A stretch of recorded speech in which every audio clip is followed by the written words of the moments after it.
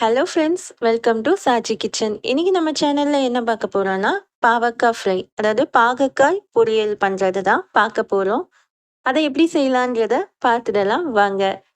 நம்ம சேனல்ல இப்பதான் ஃபர்ஸ்ட் டைம் பார்க்கறதா இருந்தா மறக்காம சப்ஸ்கிரைப் பண்ணிட்டு பக்கத்துல இருக்க பெல் ஐக்கானை கிளிக் பண்ணி ஆல் ஆப்ஷன் கொடுத்துருங்க. அப்பதான் டெய்லி போடுற வீடியோஸ் உங்களுக்கு நோட்டிஃபிகேஷனா வரும். இதுக்கு நம்ம ஒரு பாத்திரம் வச்சுட்டு 2 டேபிள் ஸ்பூன் அளவுக்கு ஆயில் விட்டுக்கோங்க. எண்ணெய் கொஞ்சம் சூடானதுமே இதில் 2 வெங்காயத்தை கட் பண்ணி எடுத்து வச்சுருக்கேன். அந்த வெங்காயத்தை ஆட் பண்ணிக்கலாம். இது பிகினர்ஸ் கூட சுலபமாக செய்கிறதுக்கான மெத்தட் தான் இப்போ நம்ம பார்க்குறோம். இதுலேயே ஒரு தக்காளி மட்டும் நறுக்கி எடுத்து வச்சுருக்கேன். அதையும் ஆட் பண்ணிக்கலாம். தேவையான அளவு உப்பு சேர்த்துக்கோங்க.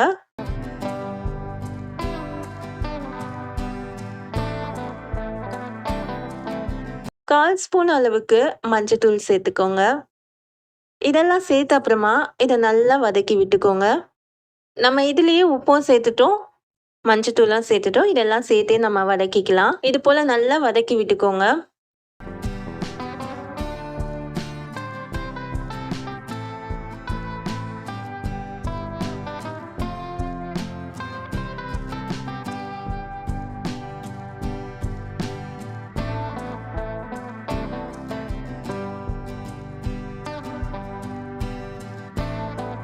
பாருங்க, வெங்காயத்தோட நேரம் இந்த அளவுக்கு மாறினாலே போதும்.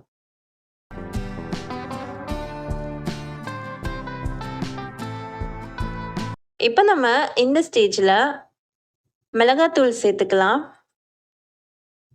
நான் இதுக்கு 1 ஸ்பூன் அளவுக்கு மிளகாய் தூள் சேர்த்துருக்கேன். இதுக்கு வேறு எதுவுமே நம்ம சேர்க்கல. 1/4 ஸ்பூன் மஞ்சத்தூளும் 1 ஸ்பூன் மிளகாத்தூளும் தான் சேர்த்துருக்கோம். இதையும் சேர்த்து நல்லா வதக்கி விட்டுப்போம். மிளகாத்தூளோட பச்சை வாடை போகிற அளவுக்கு வதக்கி விட்டுப்போம். இப்போ நம்ம இது கூட பாகக்காயை சேர்த்துக்கலாம். 250 கிராம் பாகக்காய் இருக்கும். இதை நம்ம இது கூட ஆட் பண்ணியாச்சு. இது கூட நம்ம இந்த பாகக்காய் சேர்த்த அப்புறமா நம்ம இதை நல்லா வதக்கி விட்டுப்போம். இது உங்களுக்கு எந்த ஷேப்பில் வேணும்னாலும் நம்ம அதுக்கேற்ற மாதிரி கட் பண்ணிக்கலாம். ரவுண்டாக கட் பண்ணாலும் கட் பண்ணிக்கலாம். இது போல் சின்ன சின்னதாக வேணும்னாலும் நம்ம நறுக்கி எடுத்துக்கலாம். இதை நம்ம நல்லா இது போல் மிக்ஸ் பண்ணி விட்டுப்போம். இப்போ இது கூட 1 டம்ளர் அளவுக்கு தண்ணி வச்சாச்சு. இது நல்லா வேகட்டும். தண்ணியில் நல்லா கொதிச்சு பாகக்காய் நல்லா வேகட்டும்.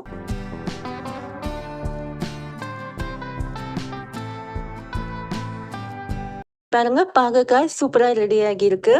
பார்க்கவே நல்லா இருக்குல்ல? அவ்வளோதான், ரெடி ஆயிடுச்சு. இப்போ நம்ம ஸ்டவ் ஆஃப் பண்ணிட்டு இதை இறக்கிடலாம். இப்போ நம்ம இதை சர்வ் பண்ணி சாப்பிடலாம். பாகக்காயை நம்ம சாதத்துக்கு வச்சு சாப்பிட்டோன்னா ரொம்பவே அருமையாக இருக்கும். கறி குழம்பு, சாம்பார் இதுக்கும் வச்சு சாப்பிடலாம். இல்லை சாதத்தில் பிரட்டி சாப்பிட்டா கூட நல்லா தான் இருக்கும். பாகக்காய் எடுக்கிறது ரொம்பவே நல்லது.